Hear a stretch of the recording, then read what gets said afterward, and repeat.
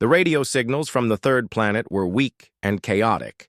Deep in space, the massive Valdari listening station picked up fragments of music, voices speaking in different languages, and strange patterns of data transmission.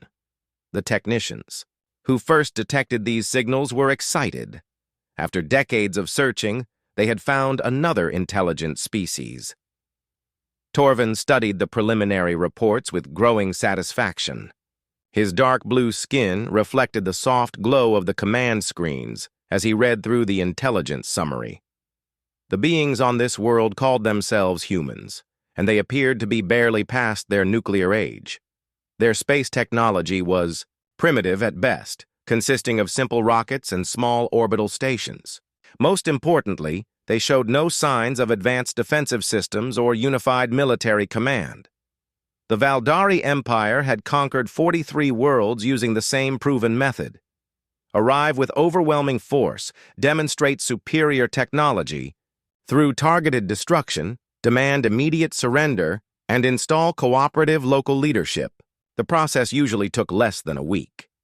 Primitive species always followed the same pattern when faced with obviously superior technology. Fear led to desperate negotiations, which led to acceptance of Valdari rule. This new world would be perfect for testing their latest subjugation protocols. The High Command wanted to streamline the conquest process even further, and these humans seemed ideal test subjects. Their planet showed abundant resources, a large population, and existing industrial infrastructure. Best of all, they appeared, completely unprepared for contact with advanced alien civilization. Torvin assembled a standard conquest fleet, 3 massive battleships, each capable of reducing a continent to ash, accompanied by dozens of smaller vessels equipped with precision weaponry. The fleet's combined firepower could sterilize the entire planet if necessary, though that would defeat the purpose of conquest. The goal was always to acquire intact worlds with functioning populations, not lifeless rocks. The journey to the human world took several months. During transit, Valdari analysts studied intercepted human communications, learning their major languages and identifying key population centers. The species appeared fractured into competing nations, which would make conquest easier. Divided enemies rarely coordinated effective resistance. When the fleet arrived at the edge of the human solar system, Torvin felt confident about the mission's outcome. Long-range scans confirmed the initial assessment. The humans possessed nuclear weapons, but nothing that could threaten Valdari ships. Their space presence was minimal, consisting of a few small stations and communication satellites. The fleet moved into attack position, maintaining concealment until the optimal moment. Valdari doctrine called for maximum psychological impact during first contact. The aliens would decloak simultaneously over multiple human population centers, creating worldwide panic and demonstrating the impossibility of escape. On the appointed day, Valdari ships appeared above New York, London, Beijing, Moscow, and 12 other major cities. Each vessel hung motionless in the sky, dark metal hulls blocking out sunlight as their massive forms cast shadows over millions of humans below. The sight should have triggered immediate panic and desperate calls for surrender. Instead, something unexpected happened. Human reactions were certainly intense, but not in the predicted pattern. Instead of cowering in terror, many humans pointed devices at the ships and began recording images. Others gathered in large groups, staring upward with expressions that looked more like curiosity than fear. News broadcasts showed humans debating what the aliens might want rather than assuming the worst. Most surprising were the responses from human governments. Instead of immediate surrender offers, Earth's leaders demanded communication. They wanted to know alien intentions, technological capabilities, and terms for negotiation. Some even questioned whether the appearance of advanced spacecraft necessarily meant hostile intent. Torvin broadcast the standard conquest ultimatum in all major human languages. The message was simple and had never failed to produce results. Surrender immediately or face total destruction. 72 hours to comply. No negotiations. Submit or die. The human response baffled every Valdari commander in the fleet. Instead of panic, human military forces went to high alert status. Scientists began conducting detailed observations of alien technology. World leaders held emergency meetings, but not to discuss surrender terms. They were organizing resistance and information sharing. Most disturbing was the tone of official human responses. Rather than desperate pleas for mercy, Earth's government sent messages expressing willingness to communicate, but refusing to accept threats as a basis for civilized contact. Some responses even seemed to welcome the challenge, as if humans were curious about what would happen next. The 72-hour deadline passed without a single surrender offer. Instead, human representatives sent a unified response that no Valdari commander had ever received before. They acknowledged the obvious technological superiority of the alien fleet, but stated that threats were not acceptable diplomatic protocol. If the aliens wanted war, humans would provide one. Torvin stared at the response message for several minutes, trying to understand what had gone wrong. In 4 decades of conquest operations, he had never encountered a species that seemed genuinely interested in fighting against overwhelming odds.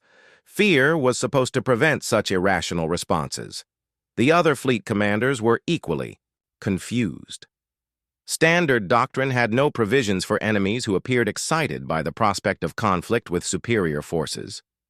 Previous conquests had always followed predictable patterns of fear, negotiation, and surrender. These humans seemed to be treating first contact as an interesting challenge rather than an existential threat. Intercepted human communications revealed something even more disturbing. Scientists were sharing detailed observations of Valdari, ships, comparing notes on alien technology and capabilities. Military leaders discussed potential countermeasures rather than surrender strategies. Most surprisingly, many humans seemed genuinely excited about the opportunity to interact with advanced alien civilization, even under hostile circumstances.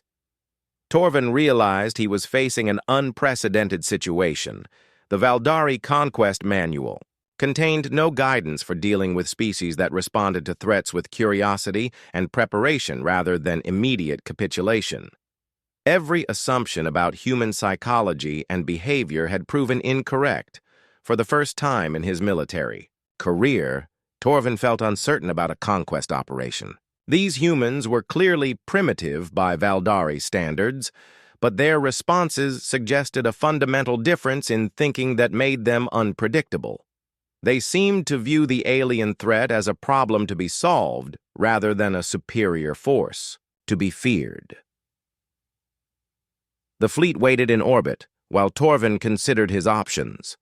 Standard doctrine called for escalation through demonstration of force, but human behavior patterns suggested they might respond to violence with increased resistance rather than surrender. The situation was developing in ways that no Valdari conquest manual had ever anticipated.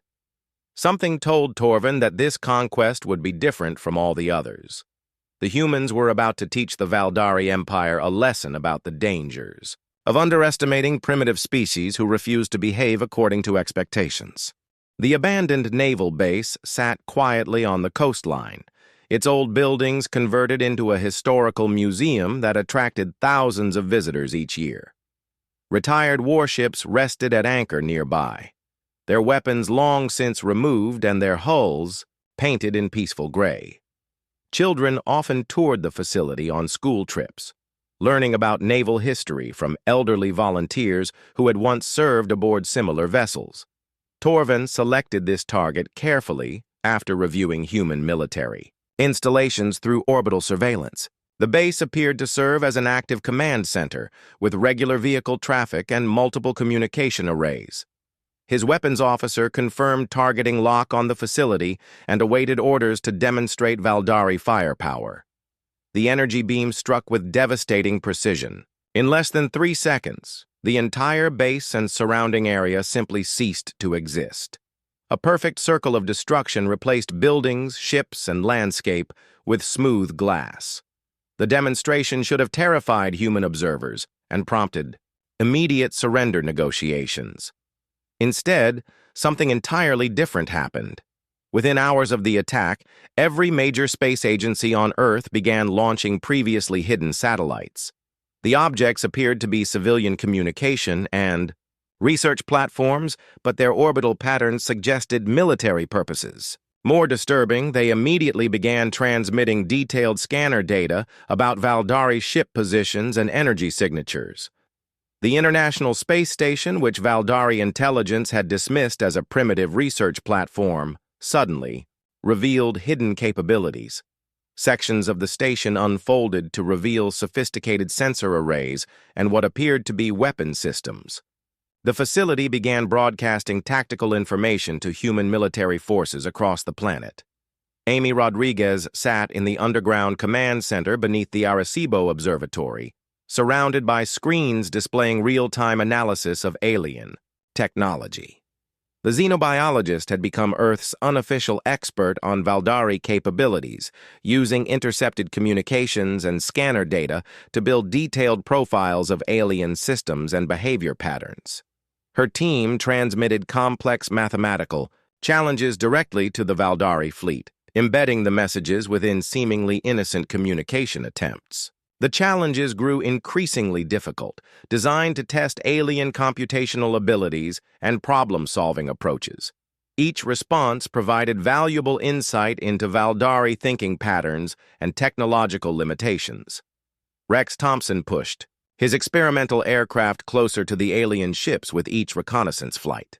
The veteran test pilot had volunteered for increasingly dangerous missions, using modified atmospheric craft to probe Valdari defensive systems.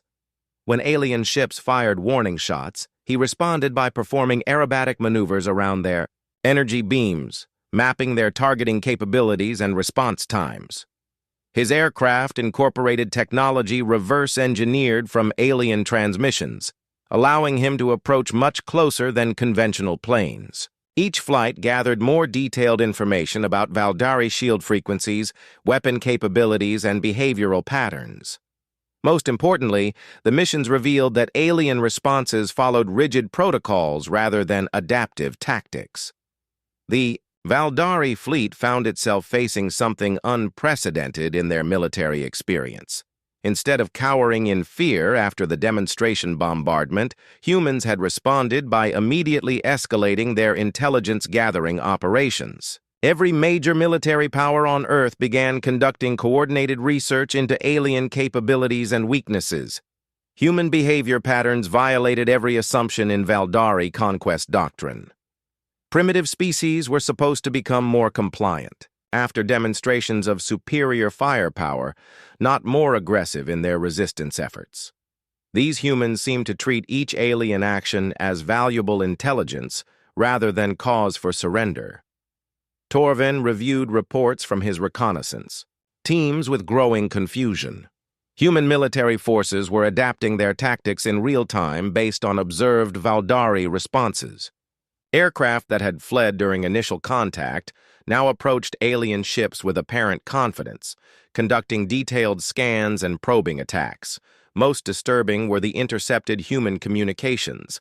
Scientists were sharing detailed analyses of Valdari technology across global research networks. Military commanders discussed potential countermeasures and attack strategies as if facing conventional human opponents rather than superior alien forces. Some transmissions even suggested humans were enjoying the intellectual challenge of studying advanced alien technology. Rodriguez transmitted another series of scientific challenges to the Valdari fleet, this time including detailed critiques of alien ship design and suggested improvements to their weapon systems. The messages concluded with taunting questions about Valdari technological development and educational systems. Thompson completed his most daring reconnaissance mission yet, flying directly between two Valdari ships and recording their confused attempts to target his aircraft. His maneuvers were so unpredictable that alien targeting systems couldn't maintain weapons lock, allowing him to gather detailed scanner readings of their hulls and defensive systems. The pilot's report revealed something significant about Valdari psychology. The aliens were clearly capable of destroying his aircraft instantly, but they continued to fire warning shots rather than lethal attacks. This suggested either extreme confidence in their superiority or reluctance to escalate beyond minimal force levels. Human military leaders began incorporating this intelligence into their strategic planning. If the aliens were hesitant to use maximum force, it created opportunities for more aggressive intelligence gathering and probing attacks. Earth's defenders could push harder without triggering total annihilation. Torvin found himself in an impossible situation. Human behavior made no sense according to any conquest manual or strategic doctrine. Instead of becoming more compliant after demonstration of superior force, they had become more aggressive and better coordinated. Their responses suggested they viewed the entire conflict as a learning opportunity rather than an existential threat. The other Valdari commanders were equally baffled. Previous conquest operations had always followed predictable patterns, but these humans seemed to operate according to completely different psychological principles. They responded to threats by studying them, to demonstrations of force by probing for weaknesses, and to superior technology by attempting to understand and replicate it. Intercepted communications revealed humans were already beginning to understand basic principles of Valdari technology. Their scientists were sharing theories about alien power systems, weapon capabilities, and shield harmonics. Military engineers were designing countermeasures based on observed alien responses to human probing attacks. Most unsettling was the apparent human enjoyment of the situation.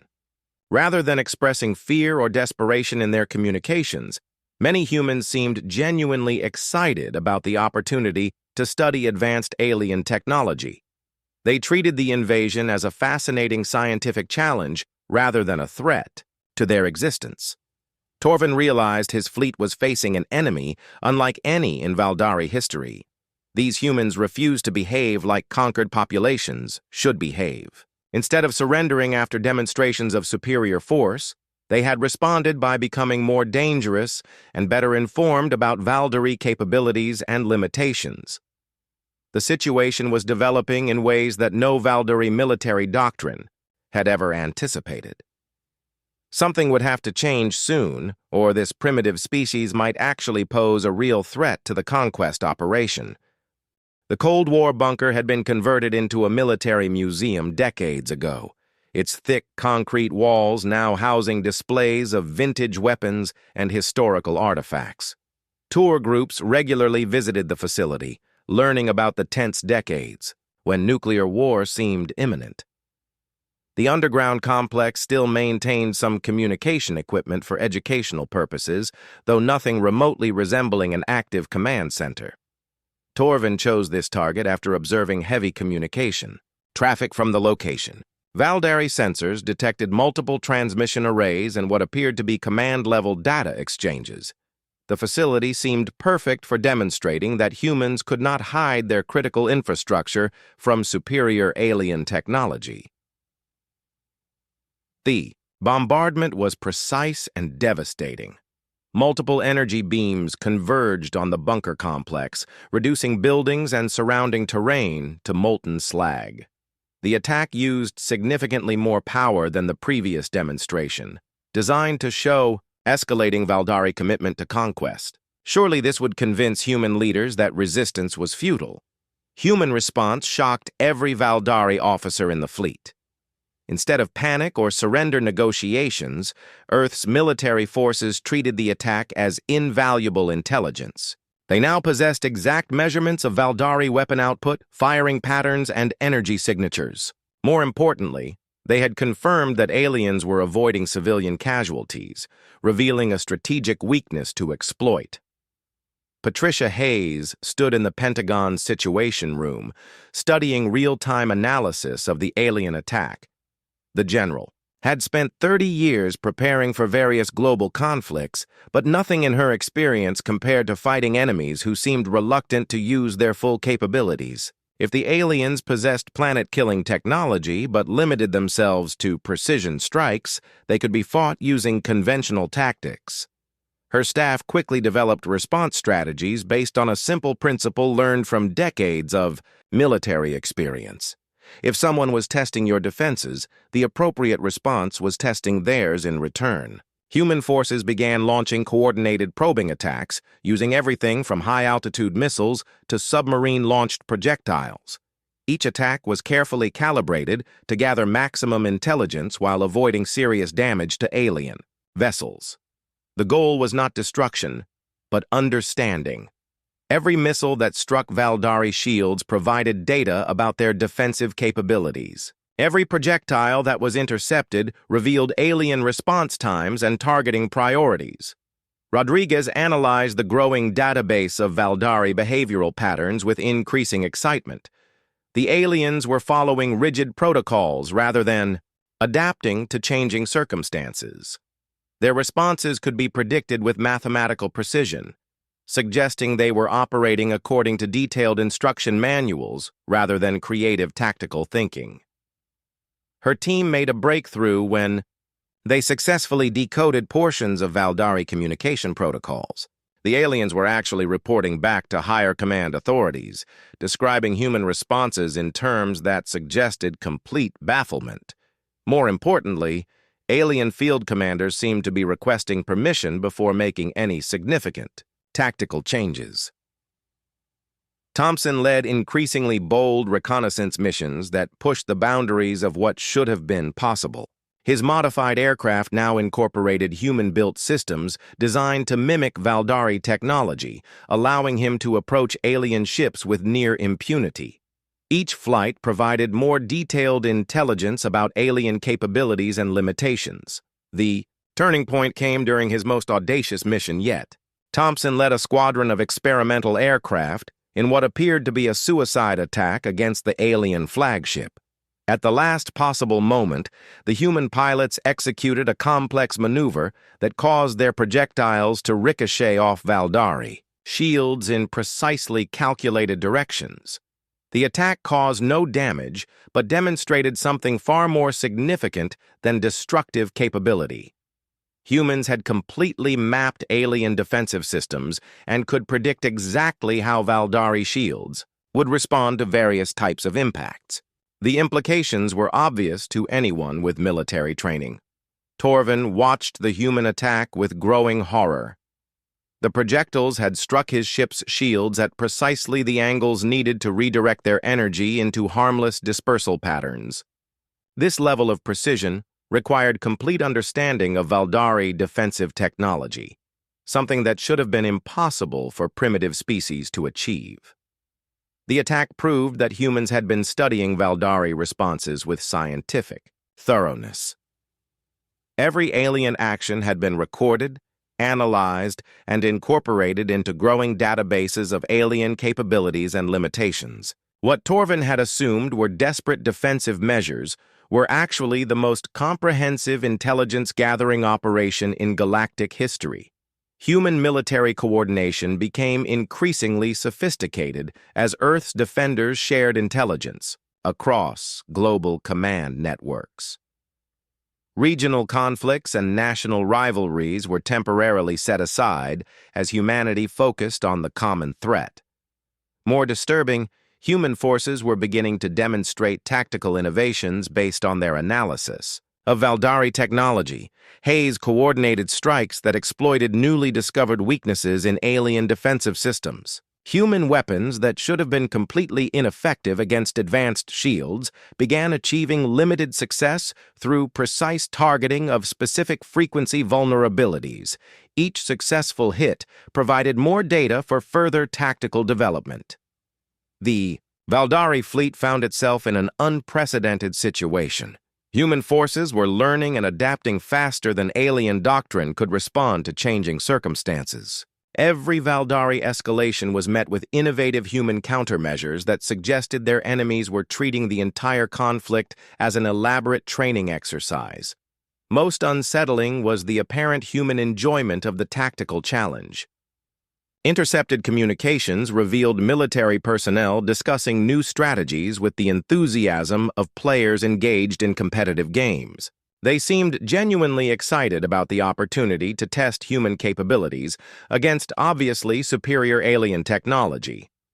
Rodriguez transmitted detailed technical analyses directly to Valdari ships, including mathematical proofs that alien weapon systems were operating at less than optimal efficiency. The messages concluded with suggestions for improving alien technology and invitations to discuss advanced physics theories that humans had discovered through studying Valdari energy signatures. Thompson's pilots began performing increasingly complex aerial maneuvers around alien ships, treating Valdari defensive systems like obstacle courses to be navigated rather than deadly weapons to be avoided. Their confidence suggested they had moved beyond merely studying alien capabilities to actively testing human countermeasures against Valdari technology. Torvin realized his fleet was facing an enemy that had been holding back during previous engagements. Human forces possessed capabilities they had deliberately concealed, revealing them only gradually as their understanding of Valdari technology improved. The primitive species had been conducting systematic intelligence operations while pretending to be desperate defenders.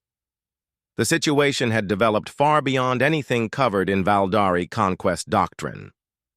These humans were not behaving like any previously conquered species. Instead of becoming more compliant under pressure, they were becoming more dangerous and better informed about alien weaknesses. For the first time in his military career, Torvin felt genuine uncertainty about the outcome of a conquest operation. The humans had demonstrated they could learn faster than Valdari forces could adapt, and their tactical innovations suggested they were preparing for something far more significant than defensive resistance. Something told him that the humans were about to reveal just how much they had been holding back during the early phases of contact. The thought of discovering what primitive species could accomplish when they stopped pretending to be helpless was genuinely terrifying. The message reached Torvin's flagship at exactly midnight, Earth time. The transmission came through channels the Valdari had not even known humans possessed, using communication protocols that suggested far more sophisticated technology than initial scans had revealed. The message was simple but carried implications that sent shockwaves through the alien command structure. Hayes spoke directly to the Valdari fleet commander, her voice calm and professional despite the circumstances. The general's words were carefully chosen to convey both respect for alien capabilities and complete confidence in human responses to continued aggression. After weeks of what she described as their little dance, perhaps it was time the aliens understood what they had actually encountered on Earth. The demonstration began at dawn across 6 continents simultaneously. Hidden installations that had remained concealed throughout the conflict suddenly emerged from underground bunkers underwater, bases, and carefully camouflaged surface facilities. What the Valdari had dismissed as a primitive planetary defense network revealed itself to be far more sophisticated than any previous reconnaissance had suggested. Military satellites that had appeared to be simple communication platforms suddenly linked together into a coordinated defense grid. The orbital network possessed capabilities that made Valdari technology look conventional by comparison, using principles of physics that alien scientists had not yet discovered. More importantly, the satellites had been observing and recording alien activities since the first moment of contact. Rodriguez supervised the technical demonstration from her command center deep beneath the Swiss Alps. The facility had remained completely invisible to Valdari sensors throughout the conflict, shielded by technology that human scientists had developed decades earlier for entirely different purposes. Her team transmitted detailed analyses of alien technology directly to Valdari ships, including several significant improvements to their shield efficiency and weapon accuracy. The transmission concluded with a disturbing revelation. Human scientists had not only figured out how Valdari technology worked, but had identified multiple design flaws and inefficient systems that could be easily corrected. The message included mathematical proofs demonstrating that human understanding of alien technology now exceeded that of its original creators. Thompson led the aerial component of the demonstration, coordinating attacks that revealed just how much human forces had been holding back during previous engagements. Modified aircraft using hybrid human-alien technology executed maneuvers that should have been physically impossible, moving through three-dimensional space in ways that violated Valdari understanding of aerodynamics and engineering. His squadron demonstrated precision that left alien observers speechless. Human pilots disabled non-essential systems on 3 Valdari ships simultaneously, using weapons that caused no casualties while proving they could have easily destroyed the vessels entirely. The attacks were surgical in their precision, targeting specific systems while leaving life support and communication equipment completely functional. The message was unmistakable. Humans possessed both the capability and knowledge to destroy the entire Valdari fleet, but had deliberately chosen restraint. Every human action throughout the conflict had been carefully calculated to avoid unnecessary casualties while gathering maximum intelligence about alien capabilities and intentions. Torvin studied the damage reports with growing horror. Human forces had demonstrated complete understanding of Valdari technology, including systems that should have been impossible for primitive species to comprehend. More disturbing, they had improved upon alien designs, creating hybrid technologies that exceeded original Valdari specifications. The attacks proved that humans had been conducting the most sophisticated intelligence operation in galactic history. Every Valdari action had been studied, analyzed, and incorporated into growing databases that now contained more information about alien technology than many Valdari engineers possessed. Hayes transmitted the final component of the demonstration directly to all Valdari vessels. Human intelligence services had been intercepting alien communications since the beginning of the conflict, recording private conversations between crew members and their families back in Valdari space. The transmission included detailed psychological profiles of individual alien personnel and comprehensive analyses of Valdari culture, politics, and military doctrine. The intelligence breakthrough revealed something that shocked Valdari commanders. More than any display of military capability, humans had been studying alien society and psychology with the same thoroughness they had applied to Valdari technology. Earth's defenders understood their enemies better than the aliens understood themselves. Most disturbing was the realization that humans had been allowing Valdari attacks to succeed just enough to provide learning opportunities. The destroyed facilities had been carefully selected to maximize intelligence gathering while minimizing actual strategic losses. Human casualties had been kept minimal through precise evacuation procedures that had remained invisible to alien surveillance. Rodriguez concluded her technical presentation with an analysis that demonstrated human scientific advancement during the brief conflict period. Contact with Valdari technology had accelerated human research by decades, leading to breakthroughs in physics, engineering, and computer science that would have taken generations to achieve independently. The xenobiologists' team had reverse-engineered alien technology so successfully that human versions now surpassed original Valdari specifications in multiple areas. More importantly, they had identified fundamental principles that could be applied to entirely new categories of technology that aliens had never considered. Thompson's pilots performed a final demonstration that left no doubt about human capabilities. Flying in perfect formation, they executed a series of maneuvers around Valdari ships that required split-second timing and absolute precision. The display proved that human forces could have destroyed the entire alien fleet at any point during the conflict. The aerial demonstration concluded with something unprecedented in Valdari military experience. Human aircraft performed synchronized maneuvers that spelled out mathematical equations in three-dimensional space, solving complex physics problems that had challenged alien scientists for generations. The message was clear. Humans were not just capable fighters, but superior scientists and engineers. Torvin faced an impossible decision. His fleet was completely outmaneuvered by a species that had been pretending to be primitive throughout the entire conflict. Human forces possessed superior technology, better intelligence, and more thorough understanding of Valdari capabilities than his own command staff. The situation had developed far beyond anything in Valdari conquest doctrine. These humans had turned First Contact into the most comprehensive military intelligence operation in galactic history, gathering enough information to defeat not just the current fleet, but potentially the entire Valdari Empire. Hayes transmitted the final ultimatum that inverted every assumption about the conflict. Earth's military forces had been studying Valdari capabilities for weeks, while revealing nothing about human technology or intentions. The aliens had 24 hours to withdraw peacefully, or humanity would demonstrate what happened when they decided to stop being polite and accommodating. For the first time in Valdari history, an invasion fleet faced the prospect of total defeat at the hands of supposedly primitive enemies.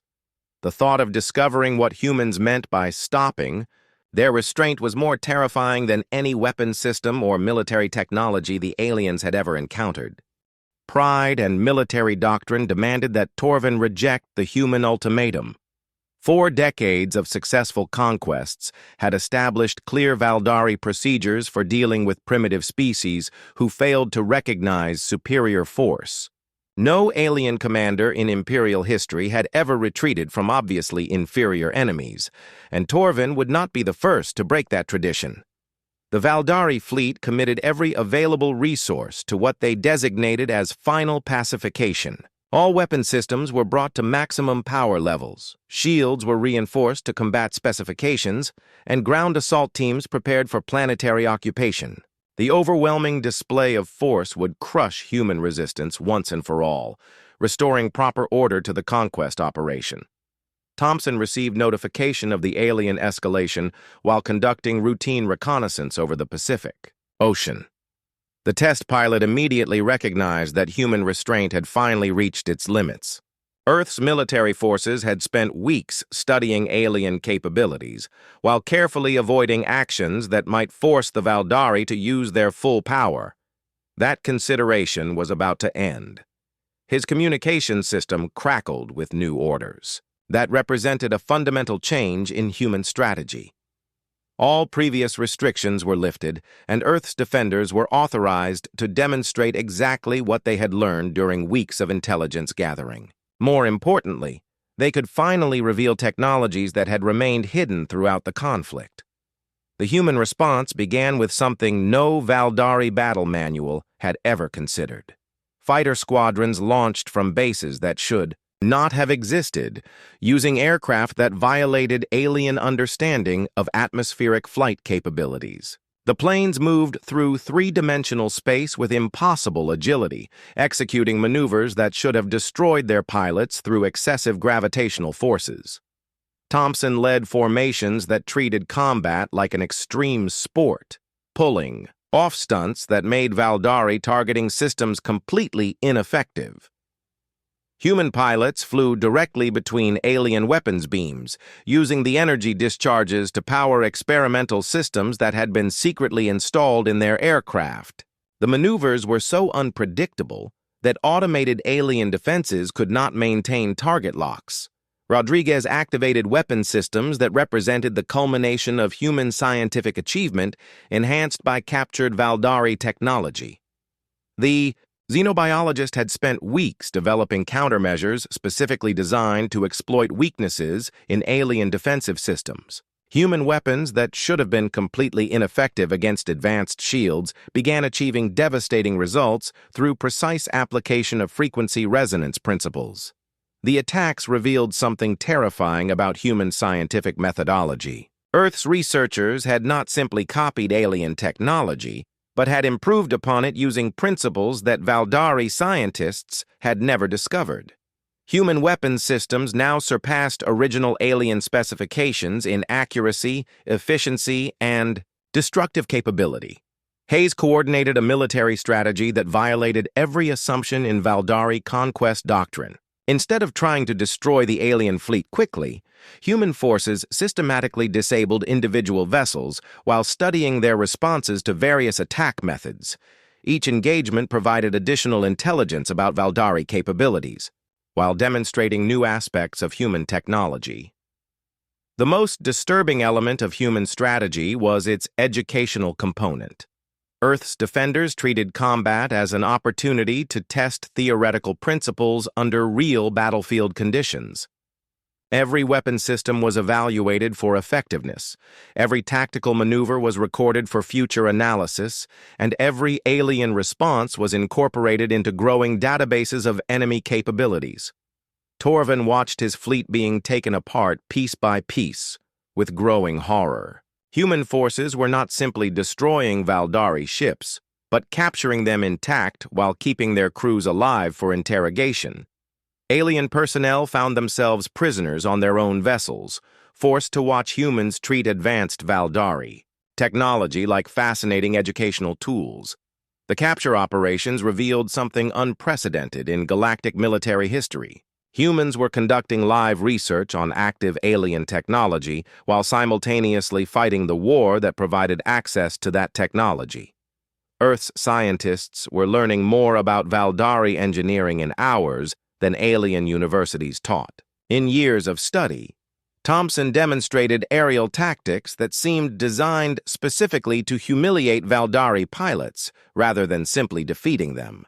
His maneuvers were so precise that he could disable alien weapon systems without damaging other ship components, leaving enemy vessels helpless but intact. The psychological impact on alien crews was devastating. The human pilot concluded his most spectacular demonstration by flying his aircraft through the interior spaces of a disabled Valdari battleship, navigating corridors and chambers with impossible precision while broadcasting detailed commentary on alien ship design and construction methods. The display proved that humans understood Valdari technology better than its original creators. Rodriguez transmitted her final scientific analysis to all remaining Valdari vessels. Human researchers had successfully reverse-engineered every major alien technology system and had identified improvements that could increase their efficiency by significant percentages. More importantly, they had discovered fundamental principles that could be applied to entirely new categories of technology. The transmission included detailed plans for upgrading Valdari systems using human innovations, along with mathematical proofs demonstrating that Earth's scientists now possessed more advanced understanding of the physics principles underlying alien technology than the Valdari Empire's most distinguished researchers. The final blow came when humans demonstrated they had been monitoring all Valdari communications since first contact. Hayes broadcast personal messages from Torvin's crew members to their families, along with detailed analyses of alien psychology, culture, and military weaknesses that revealed complete intelligence penetration of Valdari society.